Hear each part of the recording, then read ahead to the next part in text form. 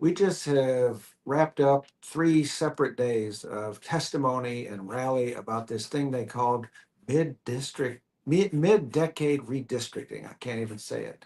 And I think you've probably heard a little bit about it. You're going to be hearing a lot more about it. And it's something that people have no idea what it is we're even talking about. So we thought we would just take a few minutes and go over what's going on and why it matters to you. Feel free to put questions in the chat and we'll try and get to them. But this is really important. And again, this is Rick Levy, and I'm president of the Texas AFL-CIO. We're a federation of labor unions in Texas. We have about 250,000 members, and we fight every day for working people, whether it's at the Capitol, whether it's in the workplace, whether it's in the community. And we're very engaged in this fight over what we call mid-decade redistricting. First, I want to give a little hat tip to my brother Chateau Woodard from UA Local 68, who has helped us figure out what's going on in terms of how to bring this to you. And Chateau, always appreciate your voice in what we're doing here. So what is this thing that we call redistricting?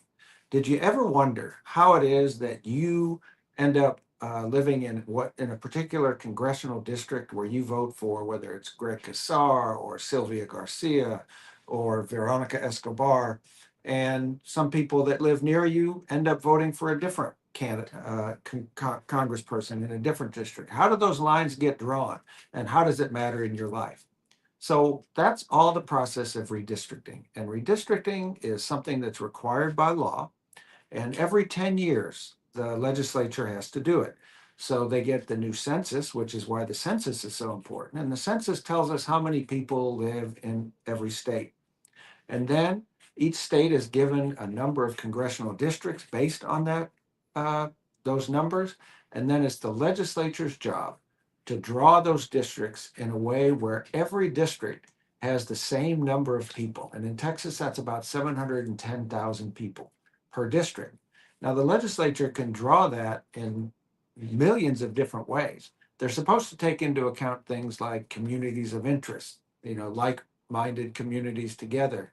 Rural communities have certain interests. Urban communities have different interests. Some industries are predominant in certain regions, and the legislature's job is to draw those districts. We've seen in the last, over the last few decades, we've seen more and more of a move towards making this as partisan as they can.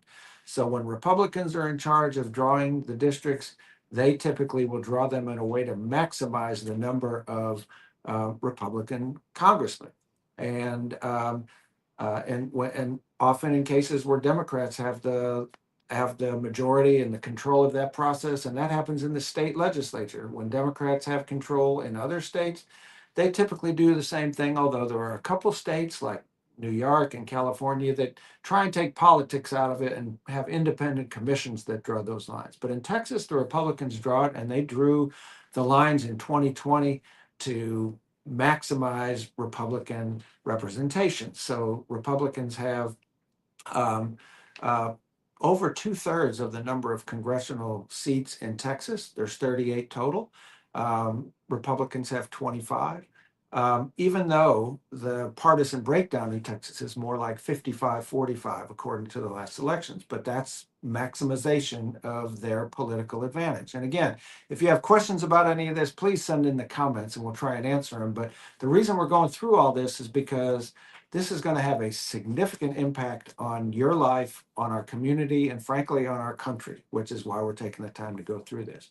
So like I said, in 2021, the Texas legislature drew all the lines to maximize the Republican advantage. And those lines were challenged in court because there's another law that matters here, and that's called the Voting Rights Act. And what the Voting Rights Act does is it says you can't intentionally disenfranchise groups of people based on their race. In other words, so for an example, say you have a high concentration of African Americans in a given place. Say there's 700,000 African Americans that live in a given city, and that's the size of a district. You can't then cut that population up and put like 100,000 in one district that will then go into a very rural area where it will always be the case that their preferred candidate will not be elected, and do that in the same way so that essentially none of the African American voters will ever have the candidate of their choice elected because of race. And that's illegal. So that's a limit on what the legislature can do when they're drawing the district. Now, they pushed that line, and in fact, they were sued in 2021 for intentionally disenfranchising Black and brown Texans. And that case is currently in the courts, and that's important. And so we'll get back to that in a minute. But be that as it may, the lines were drawn. You know what district you're in. You know who you're voting for in Congress, and that's where we should be until 2030, when there's new data, new census, and we think that Texas will actually get more congressional seats then because of the population growth, and then they will go through this process again. That's called the normal world, the way this is supposed to work. But right now, right across the street from where I'm sitting, Texas legislature has been tasked by Governor Abbott to draw new lines, even though we have no new data, even though they have been maintaining in court that these are legal documents. But now we're in the process where he has called a special session of the Texas legislature to redo the line. And why are we doing that?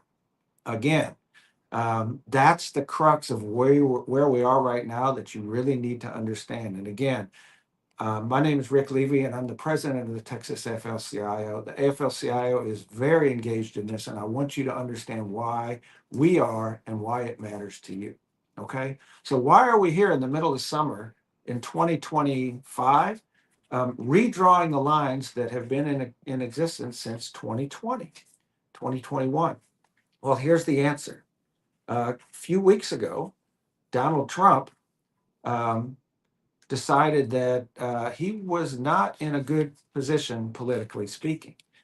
He had just passed the big ugly bill, which was the largest transfer of wealth from working class people to billionaires in the history of the world, in the history of the universe, I think in the history of the galaxy. I mean, the levels of money flowing from poor and working people to rich people is breathtaking when you look at what this bill does. This bill also stripped health insurance from millions and millions of people across the country. They've been aiming at the Affordable Care Act for years, and now they have taken a big chunk out of it with this legislation. In Texas, which already leads the country in the number of uninsured people, will see hundreds of thousands of more people stripped from having health insurance. That's not a popular thing. We've seen also in this big ugly bill, subsidies for rich people to send their kids to private school. That's not a popular thing. We've seen the president literally strip collective bargaining rights from over 1 million federal workers, the largest single act of union busting in this country's history. And that's not popular. And you see his approval ratings are at like 30-something% right now. And so what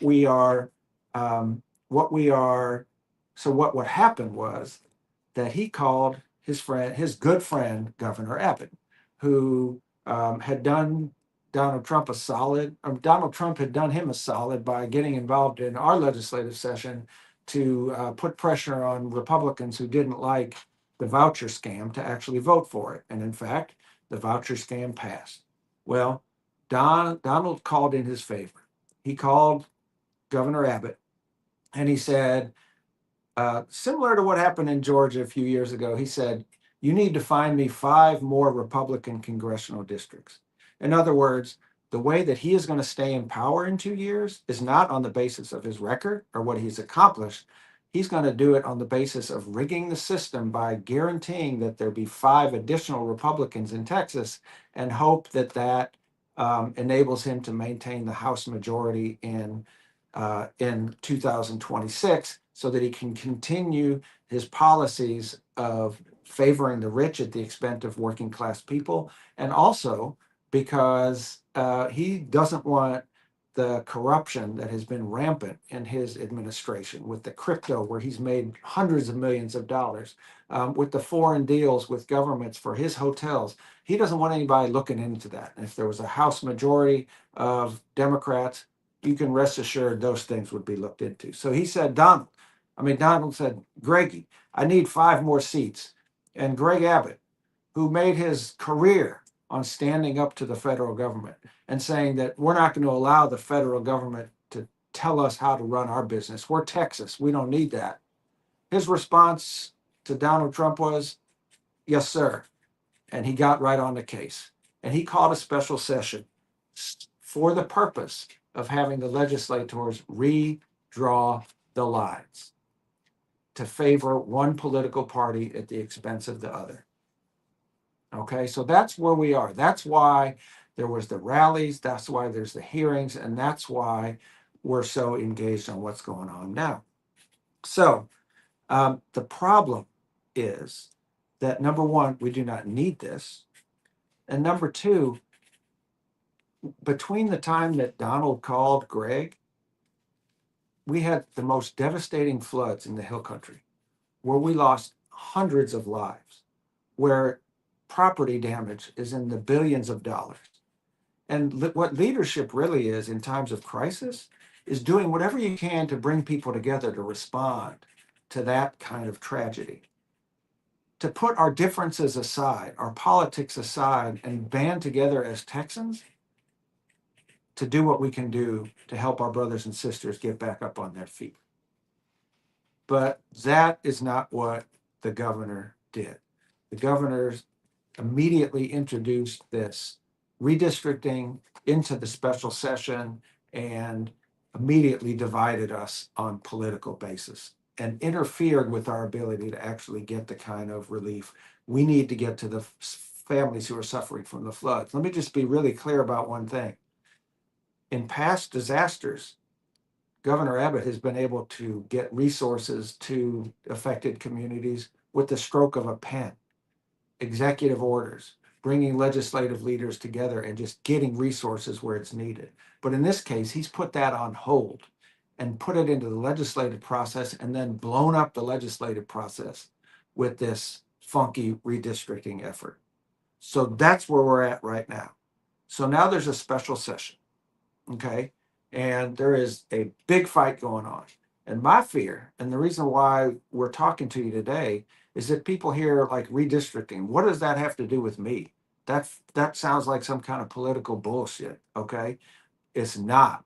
This is where the lines are going to get drawn that not only are going to affect Congress, are going to affect our entire country for years going forward, which is why we need to be engaged, okay? That's what's going on. The sham of it is that we just had 3 hearings in Arlington, Texas, in Houston, Texas, and Austin, Texas, ostensibly for the purpose of gaining community input into whether we should do this or not. I was at every single one of them. And I'll tell you that there were literally thousands of Texans who signed up to testify, who submitted written comments, who rallied out in front. And there was, in the entire course of these hearings, there was one person who stood up and said, yes, I think we should do this. And thousands of people said, no, we should not. So if that's the case, then why are we going forward with this now? And the answer is one reason and one reason only. And it's that Texas Republicans are not willing to stand up to Donald Trump and say, you don't run Texas, we run Texas, and we're not going to engage in this scam. We're going to work on bringing people together as opposed to tearing people apart. So what happens now? This special session was started on July 21st and runs for 30 days, although the governor can extend that and call a new session if he wants to. Here is our task. Our task is to fight with everything we can to make sure that we don't allow these maps to go into effect, to make sure that we point out the hypocrisy of even engaging in these maps. And let me just point out one other thing. The only way that you can draw 5 additional seats guaranteed to favor Republicans is by eliminating seats that are currently held by Black and brown Texans that currently express the wishes of Black and brown Texans. Now you say, well, wait a minute, Rick, you told us at the beginning they couldn't do that with the Voting Rights Act, that you can't go after districts that currently protect Black and brown voices. Well, I think what we've seen with this president in other areas as well is what the law is isn't necessarily what's written, it's what he can get away with. And we've seen his attacks on the courts, and this is just one more of those kinds of attacks where he will dare the judges to say that what he's doing is illegal. And we haven't seen a very good track record of that. So we're not moving forward with the idea that the courts are going to save us. We're moving forward to the fact that we have to save ourselves. And so we are going to throw everything we can. We're going to lift every voice that we can. We're going to ask you to lift your voice. If you're in Texas, we're asking you to raise your voice and let your legislators know that you don't want this kind of false map scheme, that you think Texans should run Texas, that we should focus on problems that face us all and not dedicate our resources to the political career of one person who wants to be king. Now, some people ask, well, can you win? I think, can you win? Is this a fight that you can win? And the answer to that is absolutely. And let me tell you how we can win. Number one, we can win by making sure that the folks who are trying to draw these maps know that if they go ahead and go forward with this, they're going to be the subject of the greatest backlash in Texas history. That they need to understand that people care about it. They need to hear from you that they care about, that you care about it, and that you're going to be paying attention. So that's and that if they see this kind of groundswell, I think it's going to cause them to have second thoughts about whether they want to do this or not. The second way that we're going to win is if they start to mess around with these lines to make more Republican lines, then they're going to subject themselves to a lot of cases where there's going to be a lot more close races than there are now. The sham of our politics right now is that there is only one or maybe even two seats in the entire state of Texas that are even up for grabs. They have them all plotted out so they know who's going to win, so they can be sure a Republican's going to win, and they have to allow a certain number of Democrats to win. They try and stretch this out more, it's going to get too close to the sun, and we're going to get involved, and we're going to make sure that whoever is an accomplice in this gets beat in the next cycle's elections. And then for those of you who are listening outside of the state of Texas, you have a role to play too. And you need to understand that maybe your role is even more important than what we're doing here in Texas. We're gonna fight here. And one of the things we have to do is we have to let the Democrats know that we expect a fight from them.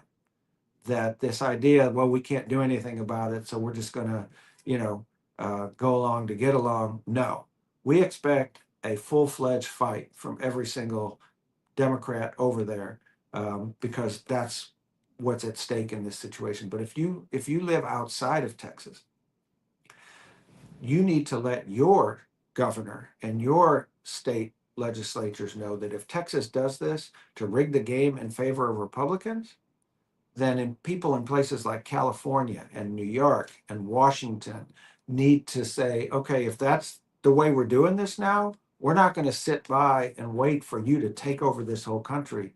We're going to get involved too, and we will respond in kind, and we will create the kind of seats that we can make sure that what happens in Texas does not hijack the politics of this country, that we'll redraw our lines too, and make sure that we remain a country that is balanced and follows the rule of law.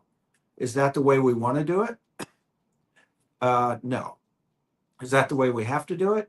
Yes, because we are tired of disarming ourselves and quote unquote playing by the rules while one side runs roughshod over everything that we have thought we hold dear. And so that's the way we win this, is we win by fighting here in Texas. We win by engaging politically long-term here in Texas. We win by making sure that folks in other states know what's going on.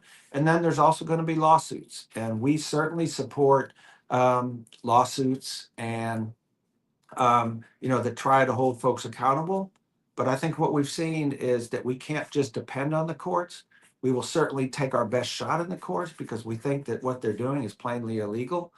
But if you think that the Supreme Court is going to really stand up to Donald Trump, then I know a couple of folks from El Salvador who are currently sitting in the Sudan who may not agree with you. So the courts are part of it, but the real part of it is an engaged people paying attention, making sure they communicate to their legislators, coming to rallies, coming to public events, coming to town halls, and making sure that the voice of the people is heard. So lawsuits will be getting filed, Terry, and we're going to support that, but we're not going to rely on it. And then I guess one question that I see that and Adelia asks is, why is Abbott even allowing Trump to tell Texas what to do? I would say that I would direct that comment to the governor and ask why, for somebody that has made their living standing up to the federal government and federal government interference, why are you being so incredibly weak to just allow the president to tell you how to run the state of Texas?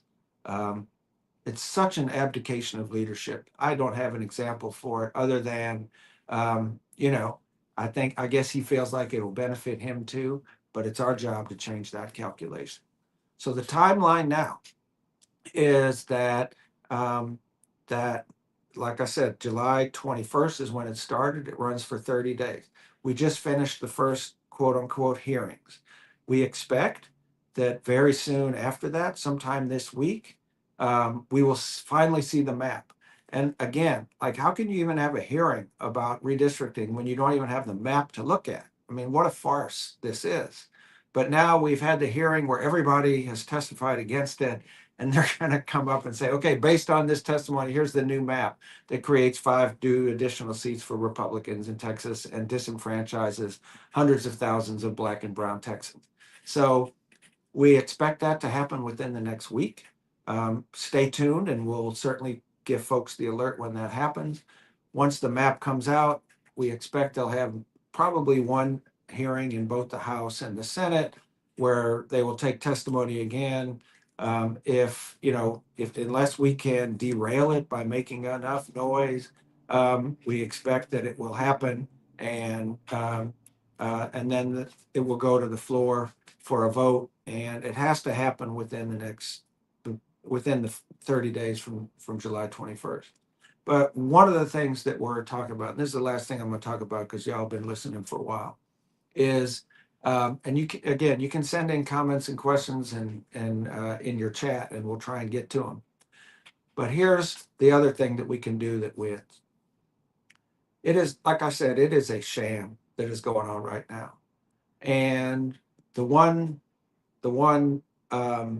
tool that Democrats have at their disposal here in Texas is to boycott this process. And if enough of them boycott this process, then there won't be a sufficient number of legislators in the chamber to constitute a quorum. And if that happens, they can't pass any legislation, and the time for the special session will run out. And I think that's something that we should really encourage our Democratic legislators to think about, and think about hard. If it's going to be a sham process, if our voices are not going to be heard, if it's a foregone conclusion that we are going to serve Donald Trump's political interests over the needs of Texans, if that's what is on the table, then we have no obligation to participate in that. We have every obligation to do everything that we can to make sure that that doesn't happen. And if that means we have to leave the state, or if that means we have to not be in the chamber at the time that vote happens, then I say, let's do that. Because the one thing we're not going to do is just roll over and say, oh, we tried, couldn't do anything. Look, what's at stake is not, don't get in the trap of feeling like this is some kind of inside baseball game about lines and this and that.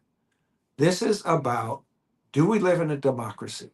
This is about, is the government going to continue to serve the interests of billionaires at the expense of working class people?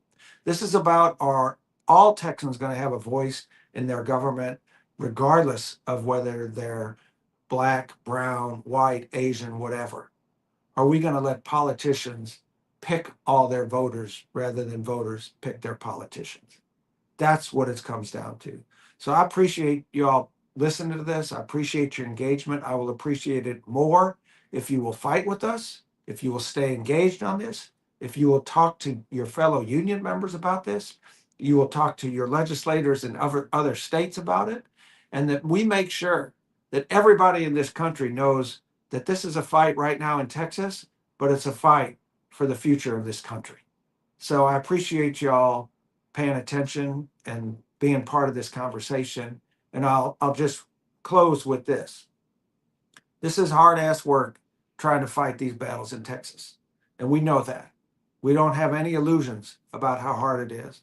But y'all, if we can fight and organize and build here in Texas, we can change this state. And when we change this state, we change this country. And that's the task that we have to get about right now and get about it for serious. So thank you all for listening. Solidarity forever. And we'll see you on the flip side.